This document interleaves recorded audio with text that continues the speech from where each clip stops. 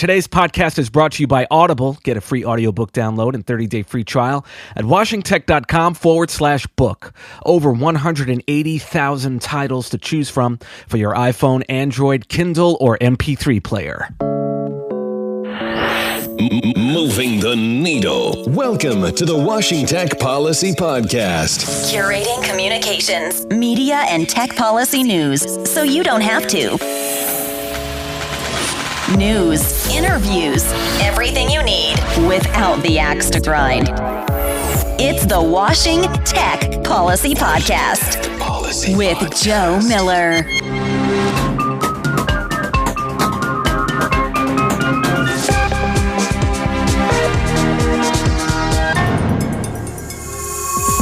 President Obama pushes American trade interests in the Pacific. Former Clinton aides will now be deposed about ClintonEmail.com. And Sarah Morris is my guest.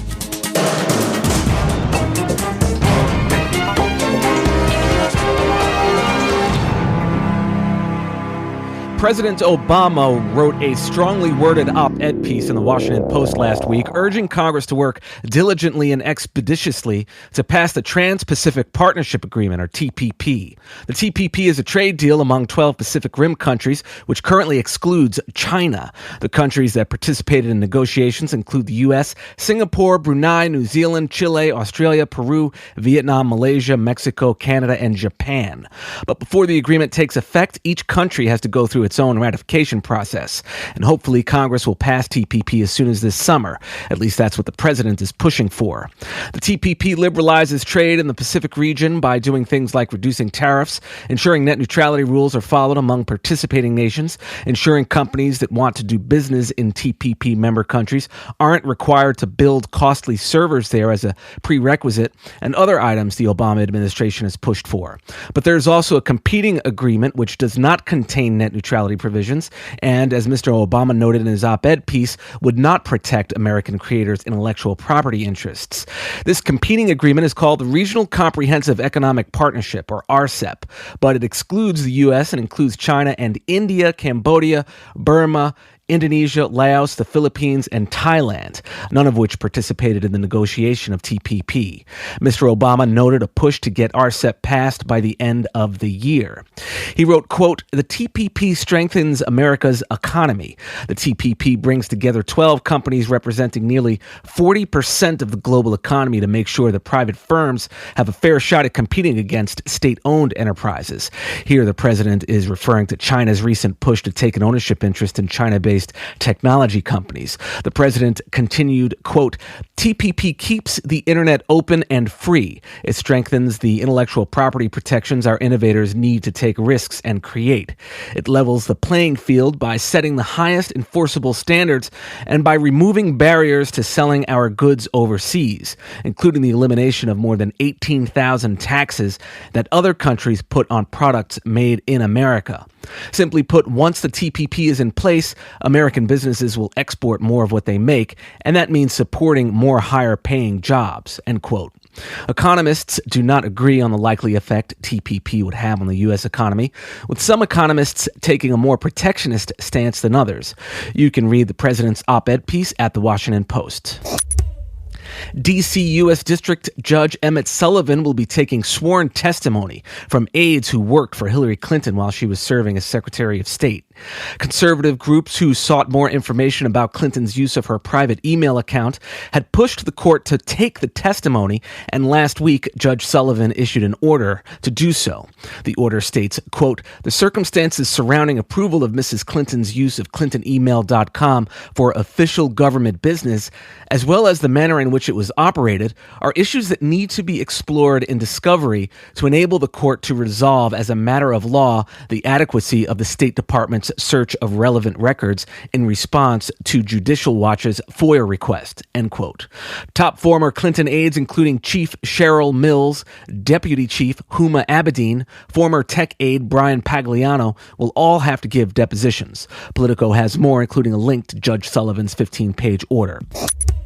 The strike, staged by some 40,000 Verizon workers, escalated last week when the unions representing the workers, the Communications Workers of America, CWA, and International Brotherhood of Electrical Workers, said they would set up picket lines in stores outside the Northeast in cities such as Dallas, Chicago, and San Francisco, according to Fortune.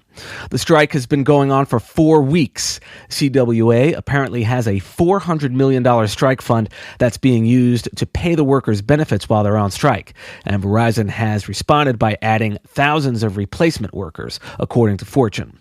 The striking workers are primarily concerned about call center jobs they expect will be relocated to Mexico or the Philippines. Verizon held its annual shareholder meeting in Albuquerque last week. The FCC has approved Charter's nearly $80 billion acquisition of Time Warner Cable, making the combined company second only to Comcast. Only one FCC commissioner, Republican Ajit Pai, dissented from the order approving the deal, saying it imposed too many conditions. One of those conditions is that the combined company will not have data caps for several years. The Wall Street Journal has more. It looks like Facebook is going to have to face the lawsuit brought against it by a plaintiff who says Facebook's facial recognition technology violates the state of Illinois' Biometric Information Privacy Act, which requires consent from users before collecting biometric information. District Judge James Donateo of the Northern District of California denied Facebook's motion to dismiss a complaint brought by a plaintiff who argues Facebook did not obtain consent before scanning photographs the company then tagged publicly. Facebook argues the Illinois law doesn't apply because it was photographs that were scanned, not the actual faces. The company also argues that the tagging feature is disclosed in the terms of service and that users can opt out anytime. Finally, the FBI is seeking to prevent individuals from knowing what biometric information the agency has in its files. Biometrics information includes anything from fingerprints to iris scans to palm prints. This biometric information is included in what the FBI calls the Next Generation Identification System, or NGIS. The FBI issued a notice of proposed rulemaking last week, proposing a rule that would exclude the NGIS from provisions of the 1974 Privacy Act, requiring the FBI to make information it collects available to the public upon request. Nextgov.com has more. Stay with us.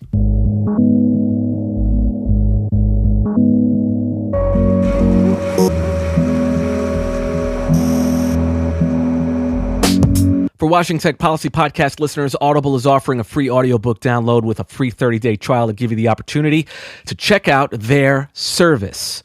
You can listen at the gym, in the car, or on your morning run. How about The Industries of the Future by Alec Ross? You can download The Industries of the Future free by trying audible.com. Sign up for your free audiobook and 30-day trial today at washingtech.com/book.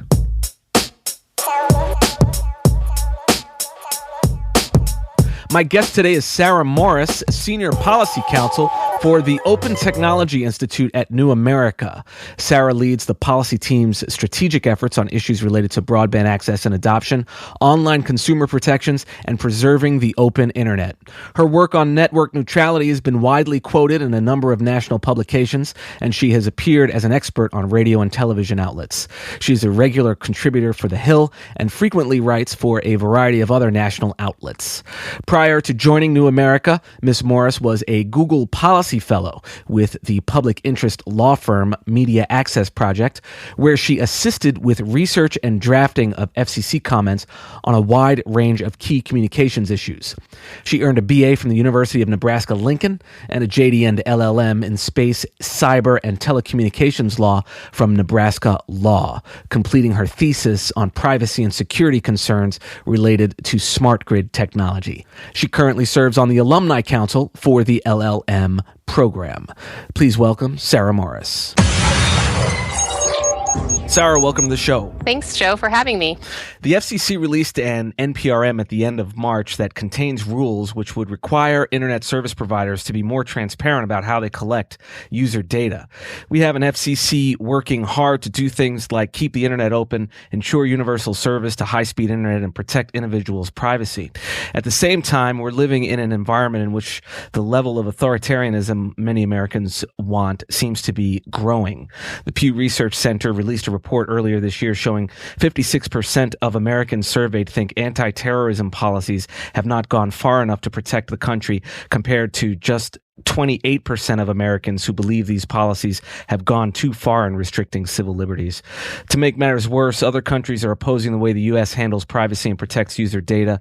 The European Union's Article 29 Working Party expressed its uncertainty about America's privacy policy a few weeks ago when it released an opinion saying the privacy shield that EU and US had been working on for 2 years was not sufficient to protect Europeans' data.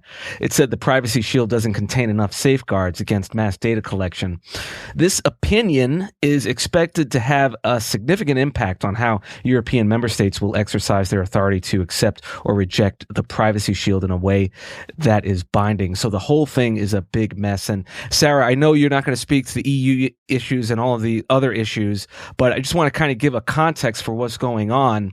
The U.S. privacy policies in general are really in a serious state of disarray, but no one I've met knows this stuff better than you. So you're going to help us all sort through this. If not, I don't know what to tell you. But sure, Joe. What is sort of the overarching thing that Americans should fear about the way ISPs handle their data? Sure. Well, it's important to remember that ISPs have a unique relationship with their subscribers. Users have to turn over a lot of information in order to receive service, and they often don't have many options when it comes to broadband providers. This means that subscribers often have no choice but to share their private information.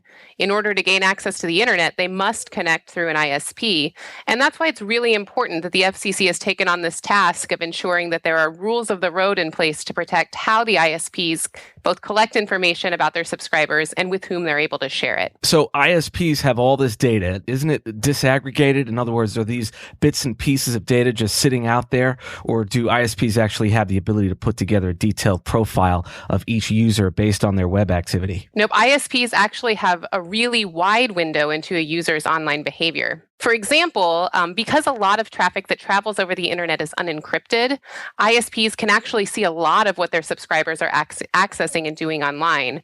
For example, every time a user accesses a website or uses an internet application, the user's computer makes connections to servers across the internet. And because each connection must travel through the user's ISP, the ISP itself has the opportunity to monitor all of the information that travels across that connection. And whenever that connection is unencrypted, the information that travels across the connection is exposed to the ISP. So the articles that you read online, the videos you watch, products that you're shopping for on Amazon, and as of April of 2015, an estimated 65% of all downstream internet traffic in North America is unencrypted. And this can also even include private chats and emails if they're done on an unencrypted server. Sometimes even the email is encrypted, even if the connection isn't. But in other instances, it's not. And finally, in the context of unencrypted information, occasionally a subscriber's login credentials to a website or service is unencrypted, particularly if an ISP is routinely storing or analyzing subscribers' traffic. The user's login credentials could actually be swept up in those activities, which means that their login credentials are actually exposed to the user's ISPs. But there are also other times when even if a user is using an encrypted service, the ISP still actually can see what we call the domain name system traffic. Domain name system, or DNS as it's commonly known, is an integral part of today's internet. This is almost like a phone number in the phone context. And so anytime you access a website, even if what you're sending across on that website is encrypted, the ISP still knows where you're going when you're accessing it and for how long. So let's zero in on the FCC's privacy proceeding. What gives the FCC the authority to regulate how ISPs protect privacy? So there's a portion of the 1996 Communications Act. This is the statute that details what the FCC can regulate and how. This portion of the act is called Section 222. And this governs a type of data called Consumer Proprietary Network Information, or CPNI. And CPNI has historically included the data collected by telecommunications companies about a consumer's telephone calls. And it has also more specifically included the time, date, duration, and destination of the number of each call, the type of network a customer subscribes to, and any other information that appears on the customer's telephone bill. So that's how CP&I has historically worked. Now, your listeners might be familiar with the idea of net neutrality, or the idea that broadband users should be able to access lawful content of their choosing without any interference by their ISP. The FCC last year actually codified net neutrality rules in what's known as the Open Internet Order. But the 2015 Open Internet Order also had important privacy implications. As the FCC took on the critical task of reclassifying the delivery of internet service under Title II of the Communications Act, meaning it put broadband in the same regulatory bucket as phone service, it both laid the legal framework for sound net neutrality rules, but it also recognized that broadband is a vital service and that it should be subject to the foundational principles that have guided communications policy for over a century. So this included, the FCC specifically included the need for authority to protect consumer privacy as it instituted the 2015 Open Internet rules. There were a lot of things that the FCC forbore from for many provisions of Title II. So there were lots of things that didn't apply in the broadband context, but consumer privacy was one where the Commission recognized that the privacy protections that Congress envisioned for phone carriers are applicable to the latest generation of Title II providers, internet service providers. And so the application of Title II provisions in this context is a reflection of the statute's technology-neutral framework, as well as the recognition that broadband access is an essential conduit for ubiquitous communications access, as well as a platform for the open exchange of speech and ideas. So I'm sorry, but I just had this image in my mind of some creep working at the phone company wearing a stained brown tie and too tight a shirt, sitting there and looking and entertaining himself with my online activity. Isn't that at its worst just all this is, just entertainment for some poor schmo with no life? Or can ISPs actually hurt people with this information? There's actually a lot of ways in which the information can be abused, and not necessarily even just by the ISPs themselves, but with the parties that they may share them with. For example, some ISPs could elect to funnel subscriber data into a data brokerage marketplace, a big data bucket, where the data would find its way to the firms most able to combine, analyze, and extract value from it. ISPs could also use customers' information to inform their own behavioral advertising efforts. We released a paper in January of this year, and a couple of the examples we noted there would be targeting the newly unemployed. If a home connection, for example, is normally dormant during business hours and then suddenly starts seeing a lot of midday use during the week, and some of those requests are going to job search sites, that's an example of how the information could allow the ISP or a third-party partner to infer that the subscriber has actually lost their job. And then that information could be sold and used in other myriad ways. Health conditions is another one where if you are going to your doctor's website frequently, or prescription refill page, or combing through WebMD for information about heart conditions, that there's a lot of ways in which the ISPs or other companies that have access to that information from the ISPs, there's lots of ways that they could package that information and make inferences about your current health situation. So those are just a couple. I mean, we also worry that ISPs could use information for their own competitive advantage. AT&T, for example, markets its own version of a home security system. They may want to use its position as an ISP to know if their subscriber is looking to purchase a home security protection system, and that they're already talking with another competitor. So those are just some ways in which this information could actually be used, not just in an isolated way, but combined to learn really detailed things about customers' lives. It's like we never hear about this stuff. It's just we sort of log on and expect it to work. Usually it does work, but we never know what's really happening behind the scenes. So I really applaud the work that OTI and you've been doing. So thanks, Joe. So what exactly is OTI proposing as far as the rules are concerned? What should the rules be? Sure, and I should caveat what I say here. When the FCC opened up this rulemaking proceeding, they actually set a schedule for comments where advocates or even just everyday Americans can write to the FCC and tell them what they think, how they can respond to the proposal and ask the FCC to go one way or another. And so OTI expects to file detailed comments in that proceeding, but they're not due till later next month. So we have lots of detailed recommendations coming soon. But in the paper that I mentioned earlier, that we released earlier this year, OTI urged the FCC to adopt rules of the road for protecting consumer privacy online.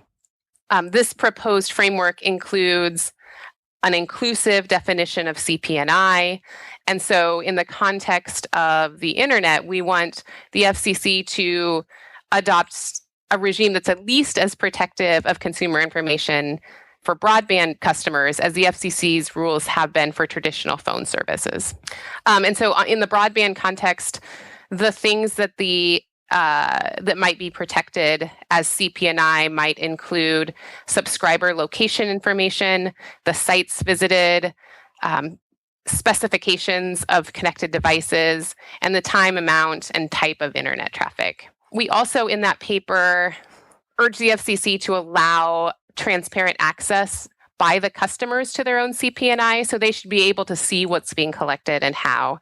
Another important recommendation is that anytime there is a data security issue or a breach, that the customers actually have notification of that. So if something happens and the database that holds their information is compromised, that the customers would actually know so that they can take steps to address that situation on their end.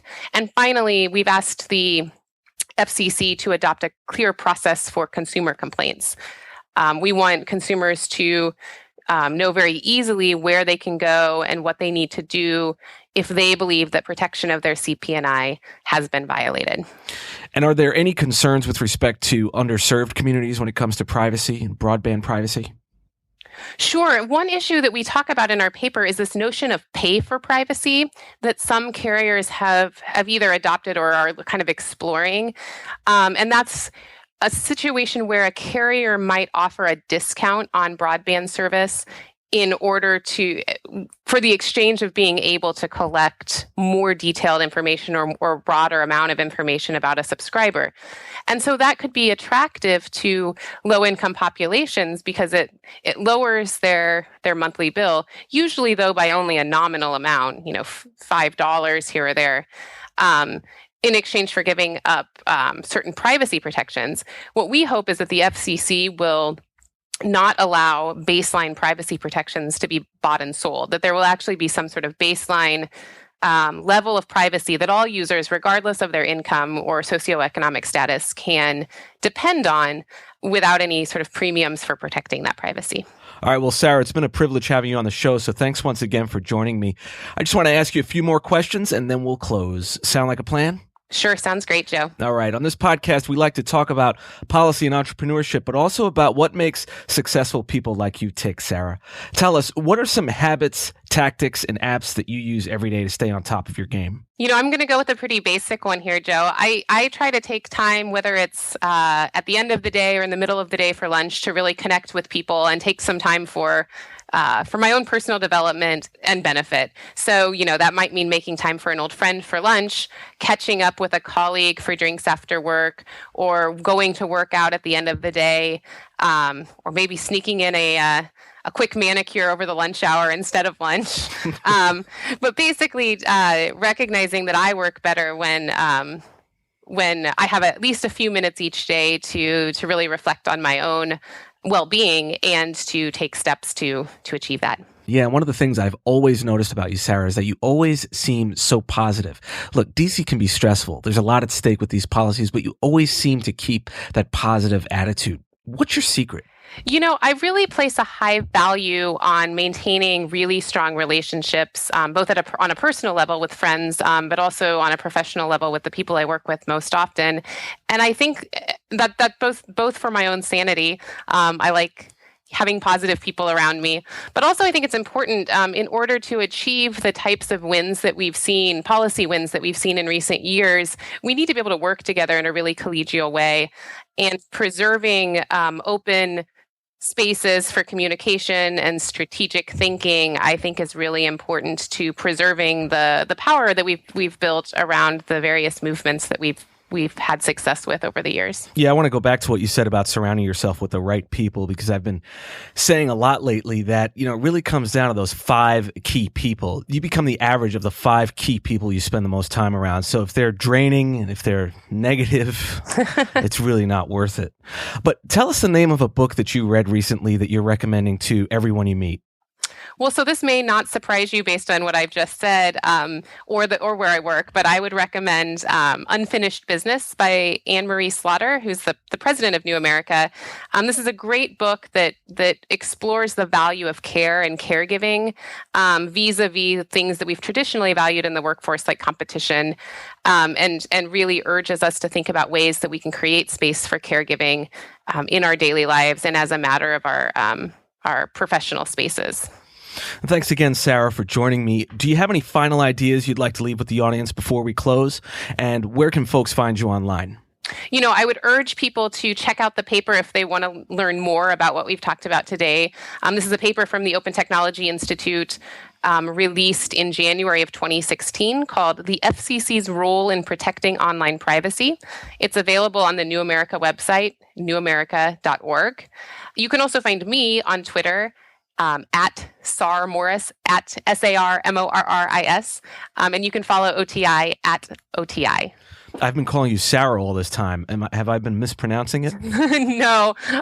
When I first started getting emails, setting up email accounts back in the day, Sarah Morris went very quickly, so I had to settle with Sar Morris, or SARMORRIS. Oh, I see. Well, you've been listening to Sarah Morris, Senior Policy Counsel of the Open Technology Institute at the New America Foundation. OTI works at the intersection of technology and policy to ensure that every community has equitable access to digital technology and its benefits. OTI works to promote universal access to communications technologies that are both open and secure, using a multidisciplinary approach that brings together advocates, researchers, organizers, and innovators. You can find them at newamerica.org/OTI. Sarah, thanks again for joining me. Thanks so much for having me, Joe. This was great. And that concludes episode 38 of the podcast. Thanks so much to all of you for listening. And be sure and head over to iTunes and give this show a rating and review. It only takes a few seconds, I promise, and you'll help the show tremendously. Thanks again to all of you for listening. I will see you back here next week. Take care. Thanks for listening to the Washing Tech Policy Podcast. You've been briefed.